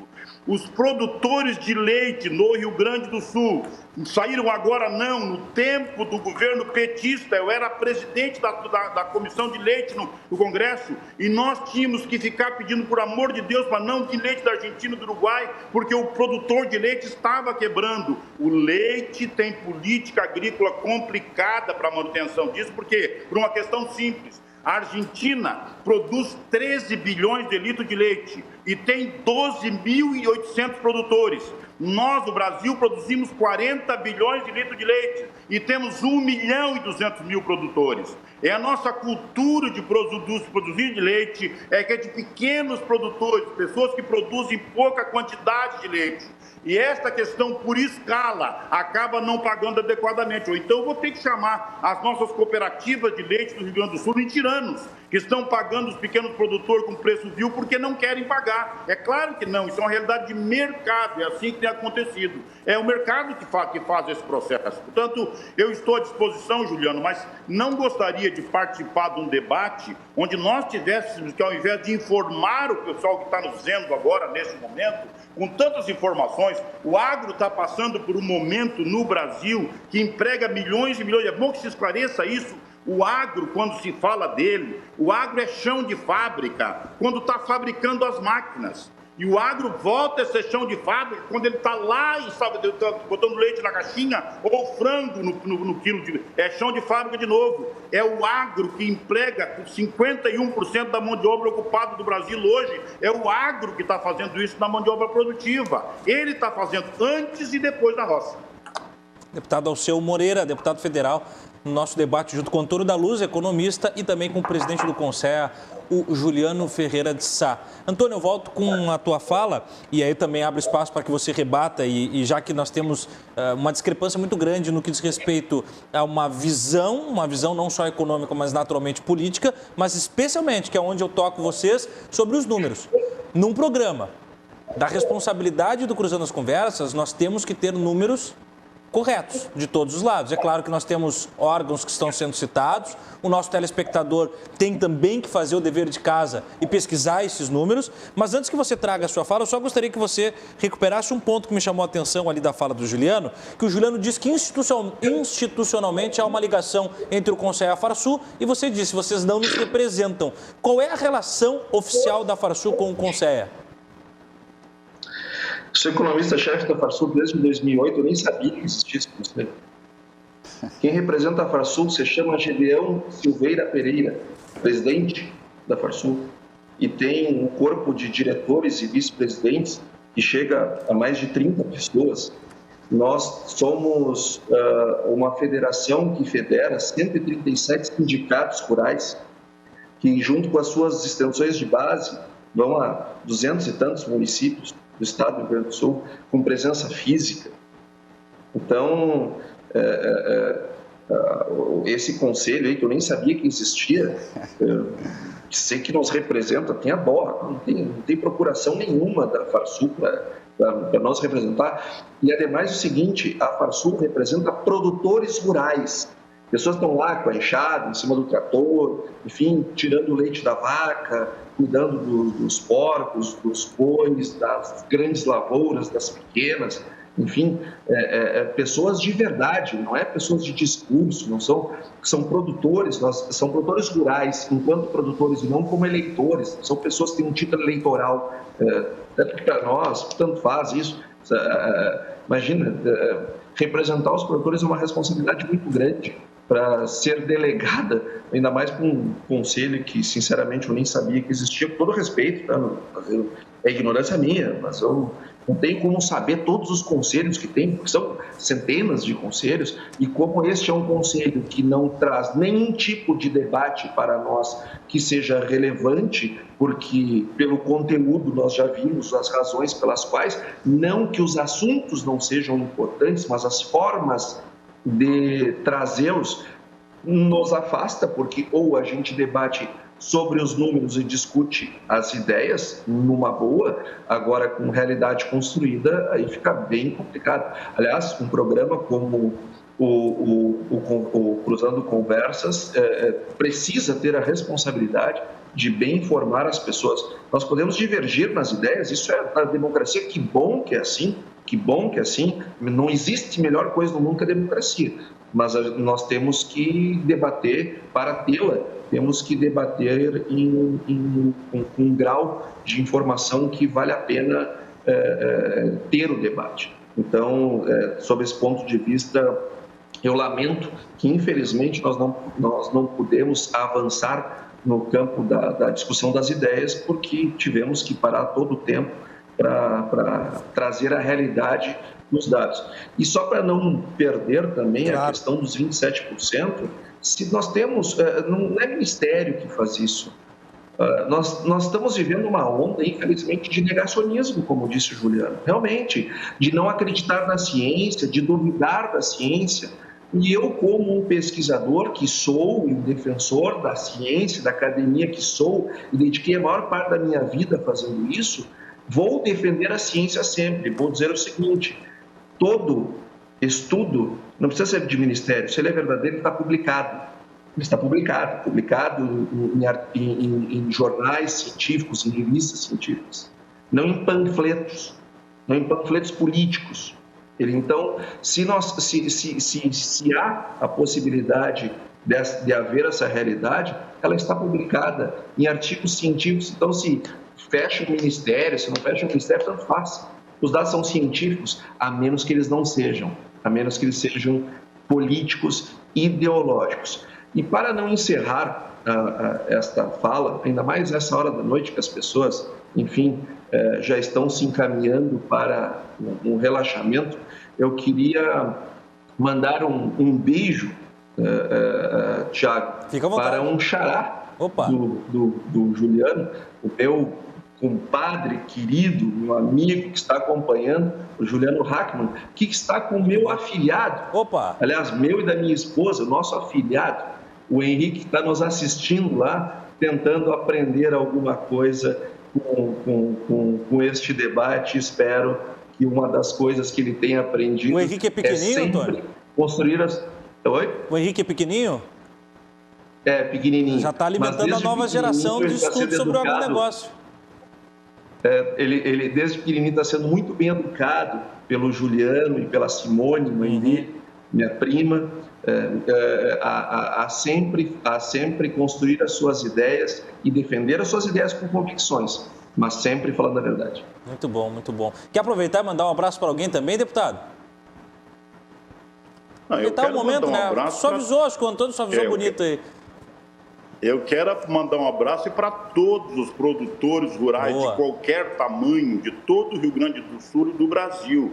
Se há algo que nós temos que nos orgulhar é da nossa capacidade produtiva, da evolução. Aliás, quero te dizer, Tiago, uma das coisas que mais importa para nós quando trabalhamos cadeia curta é cor, odor e sabor. Talvez sejam os três fatores mais importantes para se poder guardar a cultura mais fundamental de todas as culturas. Lembrar, por exemplo, do gosto que tinha a comida da minha bisavó. Lembrar do tipo de alimentação que nós tínhamos quando estava na roça, do nosso café de gambona, do nosso biju aqui no litoral, do nosso cuscuz. Essas coisas todas trazem uma lembrança muito importante. Essas cadeias curtas, se preservadas, acabam gerando grande valor agregado pela especialidade da sua qualidade servida. Obrigado, deputado. Aí só para, né, era mais um abraço. Deputado, quer mandar um abraço para alguém, Juliano? Eu só preciso, para terminar... Só um abraço, depois a gente vai para o intervalo, tá? Tá bem.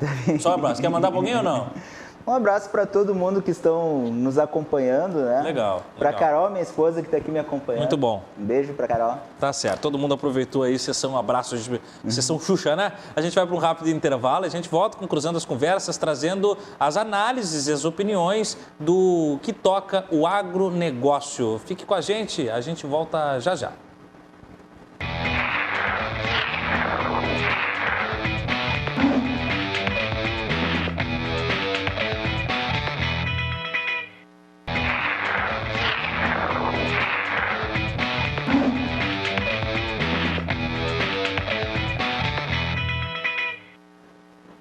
Voltamos com o Cruzando as Conversas desta terça-feira. Se as temperaturas estavam um pouco mais baixas na capital e nas principais regiões do estado, ela subiu com o debate de hoje, né? O Cruzando as Conversas chega num oferecimento de Associação dos Oficiais da Brigada Militar, defendendo quem protege você. E Colombo, estruturas para eventos, agora com fretes e cargas. E é claro, né? Você já sabe, não dá para perder os produtos especiais que a RDC Shopping traz para você. É só na RDC Shopping que você encontra a Luitini, que traz pantufas de couro Nobuck, toda peluciada com valor incrível, apenas R$ 139,90. Preço especial, não dá para perder, R$ 139,90 neste super produto, é só aqui na RDC Shopping. Recebemos nos estúdios o Juliano Ferreira de Sá, presidente do Conceia, e também virtualmente nós Recebemos os convidados Alceu Moreira, deputado federal, e Antônio da Luz, economista, e abordamos perspectivas, visões e análises sobre o agronegócio. Nós fechamos ali um pouco mais na sessão Maguila, como dizia antigamente, né, Juliano? Mandando abraço, aquela coisa, mas você tinha pego uma fala. Peço que você traga ela e que também você rebata os dados, porque, por exemplo, o Antônio nos trouxe um dado agora que confronta o dado que você traz e a gente precisa afinar esses dados de algum lado. Alguém vai ter que ceder porque os dois lados não são reais, né? Não temos como ter uma questão de dado em que os dois batem. Se o Antônio argumenta, você argumenta num lado, nós precisamos da estrutura de onde ele sai.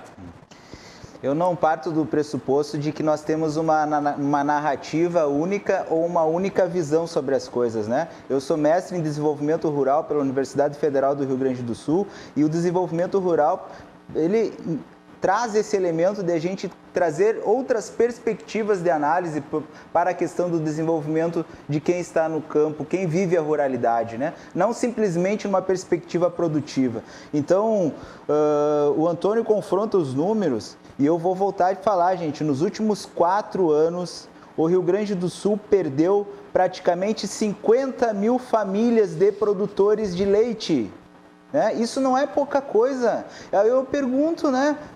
É mentira isso? Esse dado é mentiroso? Então tu está chamando de mentiroso o presidente Geraldo Sandri, presidente da Emater, que é uma instituição renomada, conhecida, que faz um trabalho de excelência no Rio Grande do Sul.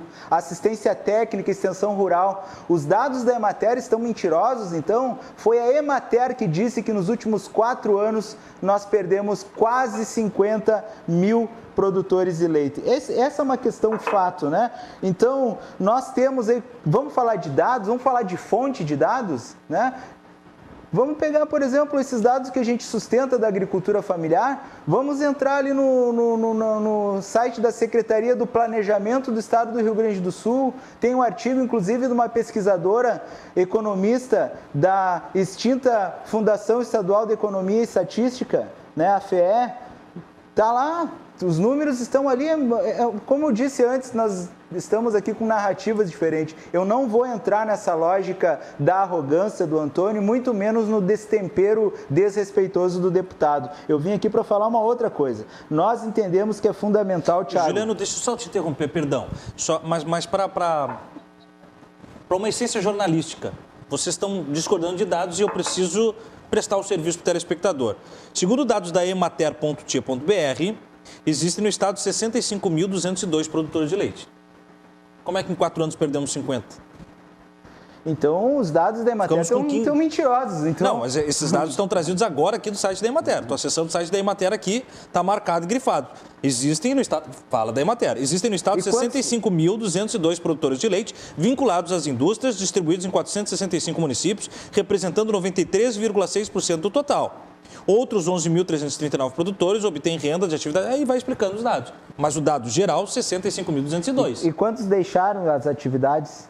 Mas então você está dizendo que nos últimos 4 anos, dos 65 mil, nós perdemos 50 e com isso nós ficamos com apenas 15 mil produtores de leite no estado? Não, quem está falando esses números é a Emater. Eu não sei o que está agora no site da Emater, mas nós estamos com o relatório do presidente Geraldo Sandri, que foi construído por extensionistas com assinatura de responsabilidade técnica, né? Essa é uma questão, mas nós estamos aqui discutindo narrativas diferentes. Enquanto a gente está aqui debatendo a versão, a visão de mundo ou a visão de concepção, as famílias continuam passando necessidade. E por isso que nós defendemos o apoio integral e emergencial de uma política de criação de crédito emergencial para esses agricultores e agricultoras que estão desassistidos. No início do programa, o Antônio trouxe a preocupação da falta de política para o agro, né? Pô, se o agro, com todos os números, com os recordes de produção, de safra, de lucro, de geração de emprego, né, está com dificuldades, sentindo falta de políticas públicas, o que sobra então para essas famílias que vivem, né, muitas delas aí com até R$70 per capita em cada família, né? E isso não é pouca gente, não, nós estamos falando de 20% da população do campo, né? Nós temos aí mais de 35%, isso antes da pandemia, de agricultores e agricultoras que viviam em insegurança alimentar e nutricional. E a situação, Thiago, só não está pior graças à solidariedade da sociedade civil. O CONSEA, que o Antônio não conhece, e ele é um grande pesquisador, deveria conhecer. O CONSEA é um Conselho de Segurança Alimentar e Nutricional responsável para fiscalizar as políticas públicas. Nós criamos, pela falta delas, Antônio, aqui no Rio Grande do Sul, o Comitê Gaúcho de Emergência no Combate à Fome, articulando a sociedade civil para a gente levar comida de forma emergencial para quem está passando fome. A fome não é fake. As crianças nas esquinas pedindo esmola não é fake, isso é real. E nós, só o Comitê Gaúcho de Emergência no Combate à Fome, até o dia de hoje, já arrecadou e distribuiu mais de 530 toneladas de alimentos, beneficiando praticamente 40 mil famílias, né, de gaúchos e gaúchas, das comunidades quilombolas, das comunidades indígenas, de famílias de comunidades ciganas, né? Então, a situação só não está pior graças à solidariedade. E a solidariedade, eu vou dizer para vocês, o principal doador desses alimentos são os agricultores familiares. Certo. Só o MST, o Movimento dos Trabalhadores Rurais Sem Terra, que o deputado Alceu Moreira não gosta muito, já doou só na pandemia mais de 4 mil toneladas de alimentos. E aí eu termino a minha fala perguntando: quantos quilos de alimentos, quantas cestas básicas a gente viu o agronegócio entregar? Infelizmente, aqui no Rio Grande do Sul, nós não temos um registro de uma cesta básica. Então, essa é a questão real. Né? Os que mais lucram são os menos solidários. Em tempos de pandemia, nós precisamos de empatia, de solidariedade, porque quem tem fome tem pressa, já dizia o Betinho, né? E existe saída, gente. O Brasil, né, o deputado Alceu Moreira perguntou se há uns anos atrás não tinha criança na rua. Graças ao CONSEA Nacional, que foi extinto com o voto do deputado, que acha que ele não precisa prestar conta para mim do voto dele, se ele não precisa prestar conta para mim, ele não precisa prestar conta para ninguém. Não, um deputado federal é uma figura pública, tem um trabalho público, que ele é responsável pelo fim do CONSEA Nacional, que tirou o Brasil do mapa da fome. Juliano. Em 2014, os dados não são meus, não são do governo federal, os dados são da ONU. 98,3% da população brasileira vivia em segurança alimentar e nutricional em 2014. Tecnicamente, a ONU reconhece que o Brasil estava extinto à fome naquela época. Tá certo. Antônio, assim como refutei os dados trazidos pelo Juliano, e trouxe dados da Emater. Só me ouça, Antônio, por favor. Matéria do dia 5 de dezembro de 2019 do Jornal do Comércio, que é um dos jornais de maior credibilidade que nós temos no estado do Rio Grande do Sul. Ele traz dados do relatório socioeconômico da cadeia produtiva de leite no estado do Rio Grande do Sul em 2019, divulgado pela Emater, que diz que o estado do Rio Grande do Sul perdeu 33 mil produtores de leite e isso registra 39,82% dos criadores que deixaram a atividade leiteira. Não são nem os dados trazidos pelo Juliano e nem os seus, Antônio. Tá sem som. Você achou muito discrepante. Nós temos em 3 anos, de 2015 a 2018... Tá me ouvindo? Agora estou te ouvindo. Tá me ouvindo? Uma derrocada de quase 40%. Dados meus, não. Quem diz que nós temos 56.529 produtores é o Censo Agropecuário do IBGE de 2017, tabela número 6912, número de estabelecimentos agropecuários que produziram leite de vaca, vacas ordenhadas do estabelecimento, nos estabelecimentos agropecuários, quantidade produzida de leite de vaca, valor da produção e assim por diante. Não é? É o IBGE quem está dizendo. E nós temos que ter mais respeito pelas pessoas. O Geraldo Sandri, presidente da Emater, é um grande presidente da Emater. É um excelente profissional, uma pessoa do nosso mais absoluto respeito e relevo, que conduz uma entidade, uma empresa pública da mais alta relevância, que tem técnicos muito bons e que fazem um trabalho essencial para o Estado do Rio Grande do Sul. Vamos respeitar a figura do presidente da Emater, vamos respeitar os estudos que a Emater faz, porque sim, ela merece ser respeitada.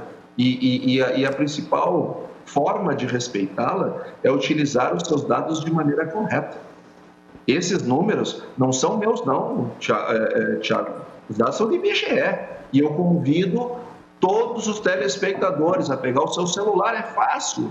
Bota número de produtores de leite do Estado do Rio Grande do Sul, censo agropecuário do IBGE, já vai reto, lá já tem direto. Até o Juliano podia ter feito isso antes de falar. Foi o que eu fiz agora, Antônio, e deu esses dados atualizados pela Emater em matéria oficial do Jornal do Comércio. Deputado... Eu estou falando do IBGE, Thiago. Estou falando do IBGE, que é o órgão oficial. Mas o que o Juliano falava... Não, mas só uma Emater não faz censo, quem faz censo é o IBGE. Não, perfeito, tudo bem, mas a fala do Juliano era que, segundo os dados da Emater, nós que saíram 50 mil produtores.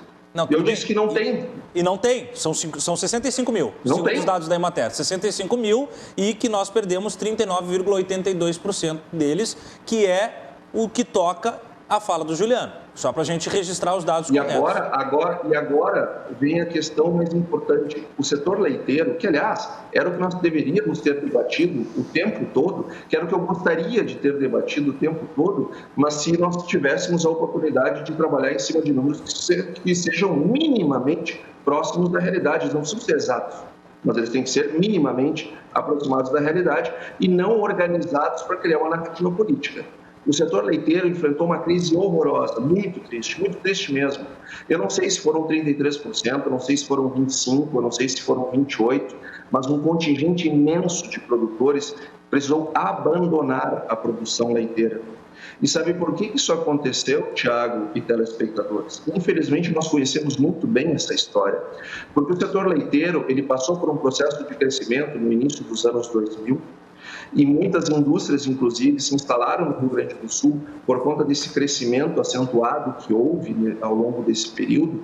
E os produtores começaram a se organizar e produzir mais, e muitos produtores começaram a ter uma possibilidade até mesmo de crescimento. Só que o leite, ele é um produto, assim como a carne, eles são os produtos de maior elasticidade de renda.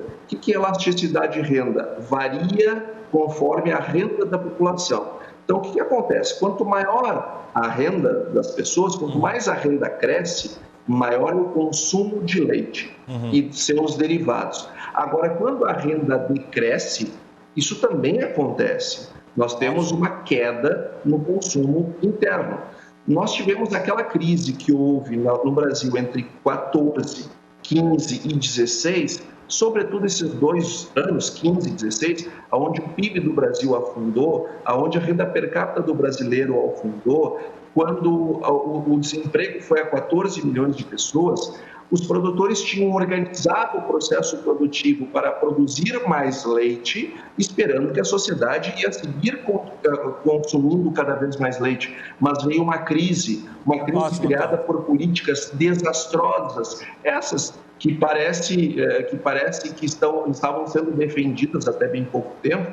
Esse conjunto de políticas desastrosas trouxe uma queda no PIB, na renda per capita do Brasil imensa, trouxe um desemprego para o país e despencou o consumo de leite. Para nós termos uma ideia, em 2018, só para concluir, nós estávamos consumindo no Brasil a mesma quantidade de leite e derivados que nós consumimos em 2008. Então, o que aconteceu? Sobrou produto no mercado por conta da crise, muitos, não sei se 25, se 26, se 27, porque nós não fizemos esse tipo de levantamento, e eu não venho chutar aqui dados. Agora, muitos produtores, infelizmente, de leite, perderam a sua produção. Obrigado, Antônio. Só para a gente ouvir mais uma rodada o deputado Alceu Moreira.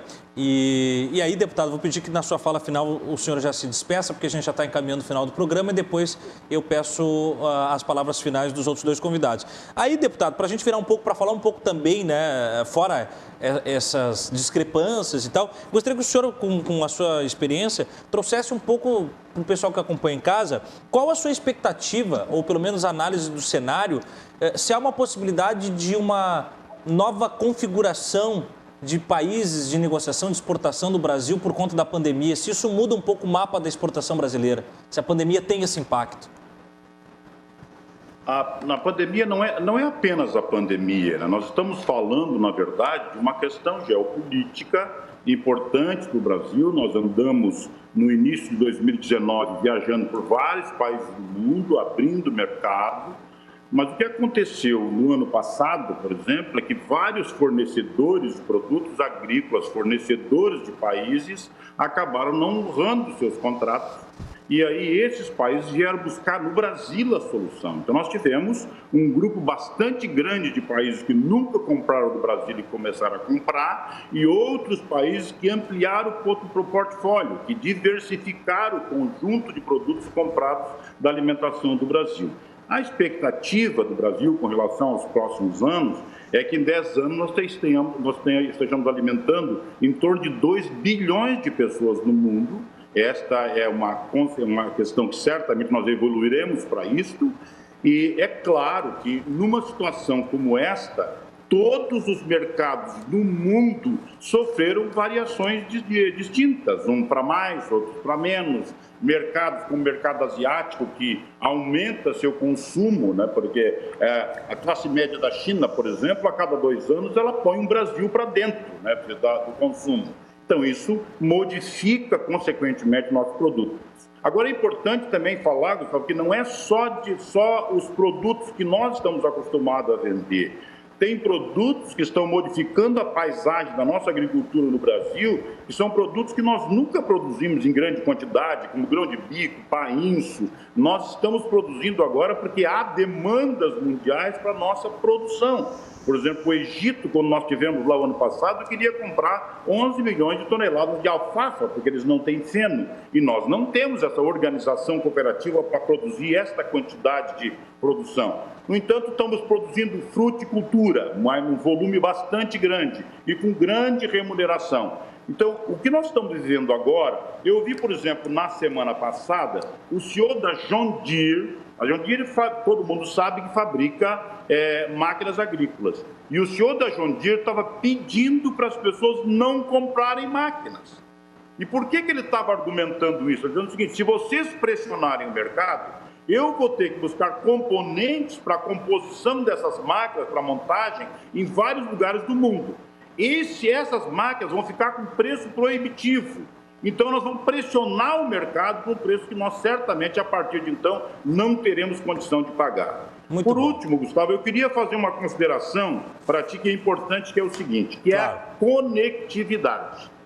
Talvez nós não estejamos querendo discutir essa questão, mas principalmente para o pequeno produtor rural e para o médio produtor rural, a possibilidade de ter a internet na propriedade, a internet das coisas, não passa a não ser uma sofisticação, passa a ser uma necessidade absoluta. Se nós não conseguirmos fazer isso, nós vamos acabar concentrando mais a riqueza, o grande produtor vai produzir cada dia mais por menor custo e vai acabar comprando a pequena e a média propriedade, que é o que não interessa a ninguém. Portanto, nós estamos lá trabalhando com a questão do FUST, com a questão de trabalhar um fundo garantidor para conseguir colocar a internet, principalmente a internet das coisas, em todas as propriedades, em torno de 30 bilhões de reais que nós estamos trabalhando nisto, porque, por incrível que pareça, a conectividade passou a ser um fator importantíssimo para permitir que o nosso produtor continue na propriedade com um grau de competitividade, principalmente que seus filhos permaneçam na lavoura. Forte abraço e obrigado pela oportunidade de participar do teu debate. Nós que agradecemos. Eu vou pedir para o senhor 10 segundinhos, bem curtinho, a gente está bem estourado de tempo, mas eu quero ouvir 10 segundos de cada um de vocês sobre um tema que era muito importante para o nosso debate e a gente acabou não conseguindo abordar. Então, pelo menos 10 segundos, deputado, que o senhor abordasse, em síntese, a possibilidade, a capacidade de produzir, né, com o agronegócio, um equilíbrio entre a produção e um cuidado e a preservação do meio ambiente. Se o produtor rural não respeitar o meio ambiente é porque ele não é produtor rural. E se o ambientalista não respeitar o produtor rural, é porque não é ambientalista. Ninguém tem maior interesse em fazer preservação ambiental do que quem precisa da terra e o ambiente para produzir. Nós certamente vamos preservar. Obrigado. Também, com esses 10 segundos, peço que você faça a sua despedida. Antônio da Luz, economista, nosso convidado, a quem eu, assim como o deputado Alceu Moreira, agradeço demais a participação no programa de hoje. Eu que agradeço o convite, Thiago. Uma boa noite para ti, para o Juliano, para o deputado Alceu, para todos os nossos telespectadores. Já que ainda me sobram alguns segundinhos, eu quero dizer que tem um relatório socioeconômico da cadeia produtiva do leite do Rio Grande do Sul de 2019, feito pela Emater, assinada pelo presidente Geraldo Sandri. Na página 43 tem a tabela 14, que diz estratificação dos produtores de leite em função do volume diário de produção. Segundo a Emater, são 50.664 produtores de leite em 2019. Boa noite a todos. Eu queria ouvir você sobre o meio ambiente e o equilíbrio, mas tudo bem. Juliano, então... Não existe produção agropecuária sem respeito ao meio ambiente. A produção agropecuária, ela depende do meio ambiente para termos as produtividades mínimas para que o negócio seja viável economicamente. Por isso que os produtores respeitam o meio ambiente e desenvolveram tecnologias como, por exemplo, o plantio direto. Certo. Juliano, vou pedir que você seja bem breve sobre esse tema, porque nós realmente já estamos bem estourados. E agradeço também a sua participação no programa. Eu que agradeço, Thiago, agradeço a companhia dos meus debatedores, deputado Alceu Moreira, do Antônio. E esse tema, eu acho que merece, né, um novo debate, porque a questão, por exemplo, da sustentabilidade ambiental é uma questão central, né? O deputado Alceu Moreira disse que defende o meio ambiente, mas defende o meio ambiente. Que meio ambiente? O meio ambiente desse que passa boiada, que nem o ministro do meio ambiente, que é apoiado pelo deputado, está fazendo? Aproveitar a pandemia para passar boiada? Não, nós precisamos repensar a forma de a gente se relacionar com o meio ambiente. Obrigado. O Brasil e o Rio Grande do Sul é um dos campeões no uso de agrotóxico, inclusive, né, tem colocado em risco, inclusive, aí, o futuro comercial do Brasil em relação a isso. Muito obrigado, Juliano, Antônio da Luz e também Alceu Moreira. Amanhã, o Cruzando as Conversas volta e nós teremos um programa especialíssimo. Nós vamos analisar os 150 dias da gestão Sebastião Melo, com o prefeito aqui nos estúdios na primeira parte do programa, e depois receberemos o presidente da Câmara de Vereadores e também vereadores, é claro, para fazerem a conjectura, a análise e fomentar esse debate para que você em casa fique sempre por dentro dos temas que influenciam o cotidiano de todos os gaúchos. O Rio Grande se conecta aqui, a gente se encontra. Boa noite.